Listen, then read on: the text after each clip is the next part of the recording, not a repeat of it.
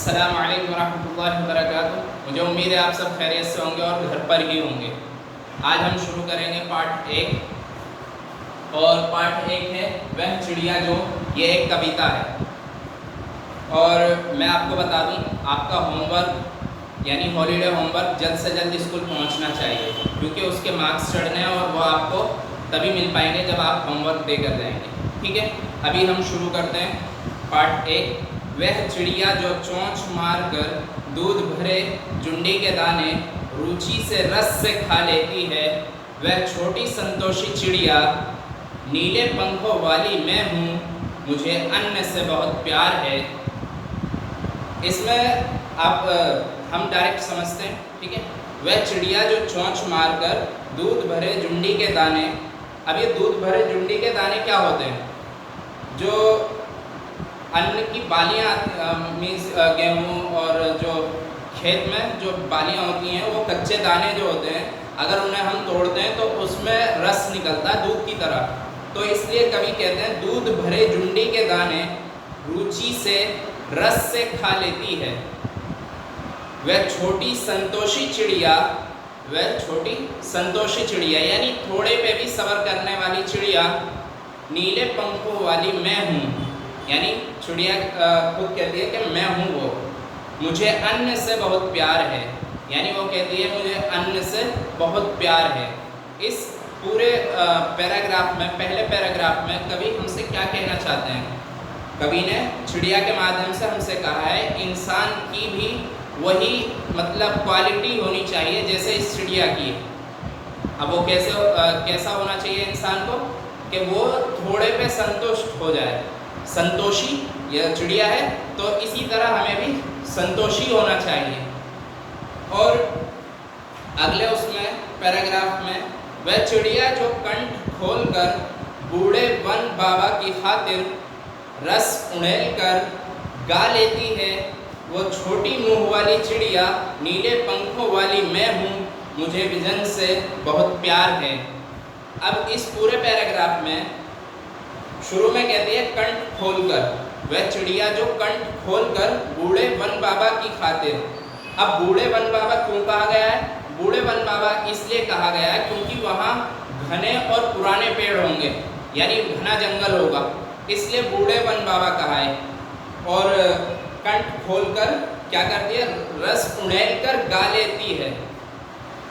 अब रस उड़ेल कर यानी वो रस, उसकी आवाज़ में ऐसा रस है कि वो उसे उड़ेलती है।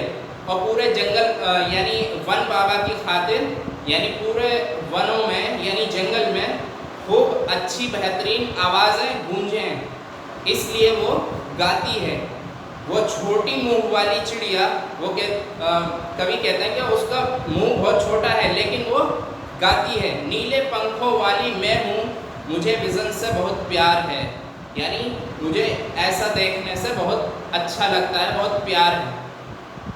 अब इस पूरे पैराग्राफ में जो कवि कहना चाहते हैं उससे अगर कंक्लूज़न निकाला जाए तो हम कह सकते हैं जब भी बोलो मीठा बोलो। यानी इसमें जो चिड़िया है उसके बोलने की तारीफ़ की गई है, तो इसलिए कवि क्या कहना चाहते हैं कि जब भी बोलो मीठा बोलो। अगर हम मीठा नहीं बोल सकते तो हमें खामोश रहना चाहिए, लेकिन यहाँ पर मीठा बोलने के लिए हमसे कहा जा रहा है। कवि कहना चाहता है कि जब भी बोलो मीठा बोलो और अच्छा बोलो। और इसमें हम ये भी सेंस ले सकते हैं कि हमें जो है वनों की हिफाजत भी करनी चाहिए। आगे देखते हैं अगले उसमें पैराग्राफ में, वह चिड़िया जो चोंच मारकर चढ़ी नदी का दिल टटोल कर जल का मोती ले जाती है, वह छोटी गर्वीली चिड़िया नीले पंखों वाली मैं हूँ, मुझे नदी से बहुत प्यार है। अब इसमें चिड़िया की निडरता दिखाई गई है। इस पैराग्राफ में चिड़िया एक निडर दिखाई गई है, और निडर होने के साथ साथ वो कहती है कि वह चिड़िया जो चोंच मारकर चढ़ी नदी का दिल टटोल कर। चढ़ी नदी किसे कहा जाता है? जब नदी का तेज़ बहाव हो और वो उफन रही मीन्स तेज़ी से पानी बह रहा हो, उसे कहते हैं चढ़ी नदी। यानी जब तेज़ पानी बहेगा तो नदी का पानी थोड़ा ऊपर आ जाएगा तो उसे हम चढ़ना कहते हैं, पानी का ऊपर चढ़ना।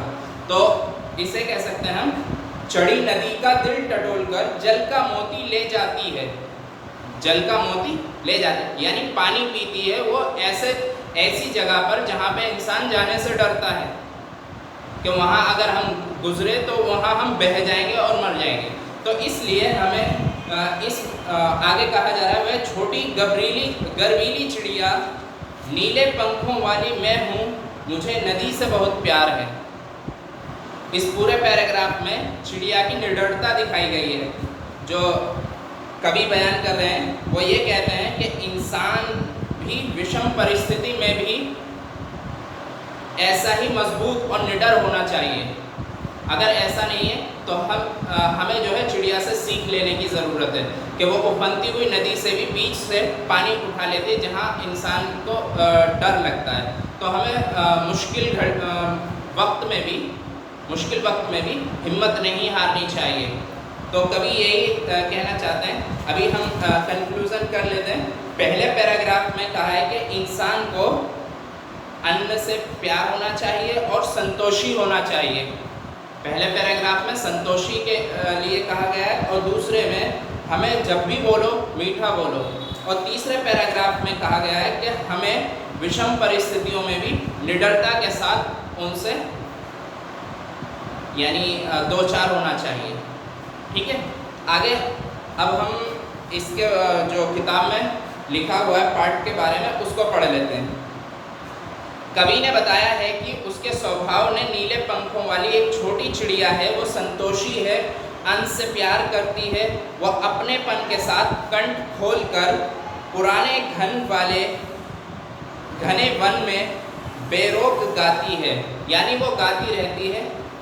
मुंह बोली है, एकांत में भी उमंग से रहती है। वो उफनी नदी के विषय में जानकर भी जल की मोती सी बूंदों को चोंच में भर लाती है। उसे स्वयं पर गर्व है, वो साहसी है, उसे नदी से लगाव है। कवि ने अपने भीतर की कल्पित चिड़िया के माध्यम से मनुष्य के महत्वपूर्ण गुणों को उजागर किया है। इसमें सारी बातें बता दी हैं जो कवि ने कहा है।